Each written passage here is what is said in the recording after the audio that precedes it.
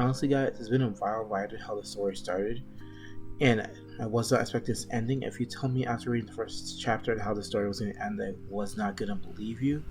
But looking back and how some of the fights went along with the music, I think it was the best for the story went really well. And at the ending starts, well, after the ending for the story and not the epilogue, it really made me shed a tear. But what I really want to talk about today is how the author of the Boxer used some verses in the Bible in the story. And it'll really be interesting to see what these quotes mean in context and how why the author used them in the story. So let's just get started with that. The verses in question are again, I looked and saw all the oppression that was taking place under the sun. I saw the tears of the oppressed, and they had no comforter. Power was on the side of the oppressors, and they have no comforter. Ecclesiastes chapter 4, verse 1, NIV, and I declared that the dead who are already dead are happier than the living who are still alive. But better than both is the one who has never been born, who has never seen evil that has done under the sun. Ecclesiastes chapter 4, verses 2 to 3, NIV. And as I heard we said before, is the verses are from the book of Ecclesiastes, but Ecclesiastes is part of the wisdom series, which includes Proverbs, Job's, and itself. So to understand the meaning of these verses and the meaning behind them, you have to start with Proverbs, Ecclesiastes, and Job. And before, I like to mention that this is a brief summary of these books, so if you want to have a deeper understanding of these books, I suggest you read these books for yourselves. So let's start with the book of Proverbs, and I would like to read a quote on what the book of Proverbs is about.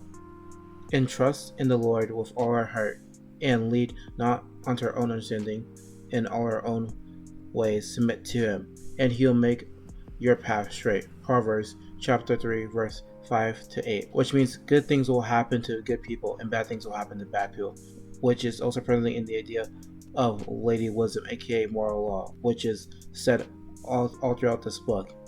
And with our brief summary of Proverbs, we move into Ecclesiastes. In the book of Ecclesiastes, the author was a critic poking holes in the idea of Proverbs that if you do good, you might not get good back, meaning that things that you do are meaningless.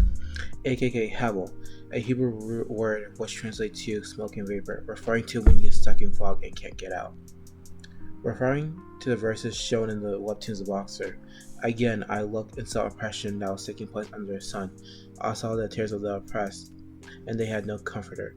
The power was on the side of the oppressor, and they had no comforter. Ecclesiastes chapter 4, verse 1. And I declare that the dead who are already dead are happier than the living who were still alive. But better than both is the one who has never been born and has never seen evil that is done under the sun. Ecclesiastes chapter 4, verse 2 to 3. We can see that the critic is telling us that life is an enigma and we can't fully understand it. This idea that in Ecclesiastes that when time moves on, that time will forget us. Second, if we're all going to die, no matter how you live, and finally that life is random at whole. It was this understanding that led to us the main question in Ecclesiastes, which is how do we live our lives in the midst of all this hevel? The answer that I came to is to accept hevel and realize we can only control the actions in our lives, which I'm about to show to you in the verses I'm about to present.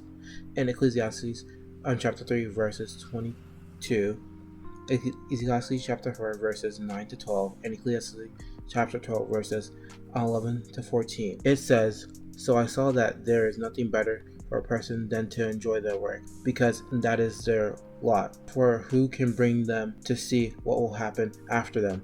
Two are better than one, because they have a good return for their labor. If either of them falls down, one can help the other up. But pity anyone who falls and has no one to help them up. Also, if two lie down together, they will keep warm. But how does one keep one warm alone? Though one is maybe overpowered, two can defend themselves quickly. A cord of 3 strings is not broken quickly. The words of the wise are like golds, collecting sayings like firmly embedded nails given by one shepherd. Be warned, my son, of anything in addition of them. Making many books there is no end, but much study wears the body. Now all has been heard. Here is the conclusion of the matter. Fear God and keep his commandments, For this is the duty of all mankind. For God will bring every deed into judgment, including every hidden thing, whether it's good or evil, which demonstrates the best way to live life is enjoying the little things in life, enjoying with the people thy neighbor, and having a healthy fear of God and living out his scriptures. And in the end, the critic ultimately accepts the viewpoint of Proverbs, but still points out the flaws of it. Now that we have gone over Proverbs in Ecclesiastes, we are going over the final book today, which is the book of Job, which is about a seasonal man named Job who found peace. But Satan wants to put him to the test to see if he's truly convicted to God. So then the Lord says to Satan, "Have you considered my servant Job? There is no one on earth like him. He is blameless and upright, a man who is fearful of God and shuns evil." Job chapter 1 verse 8. And let's remember here that Satan isn't actually the devil, but an opposing view. So what happened after is Job is tested by having his family taken from him, his house gone, he doesn't have a farm, all his animals die, then he struck him with a painful plague. In the process, Job becomes upset and mad, and he asks God questions like, "Why do you allow bad things to happen to good people like me?" And he gets no direct answer from God, but instead God says, "Where were you when I laid out the earth's foundation? Tell me if you understand. Who marked off all its dimensions? Surely you know who stretched a measuring line across it, and what were its footings, and who laid its cornerstones?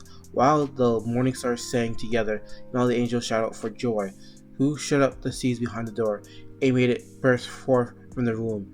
When I made it the clouds its garments, and wrapped it in the thick darkness, when I fixed limits for it to set the doors and the bars in place, when I said, This is how far you have come, and no further. Here is where your proud waves halt.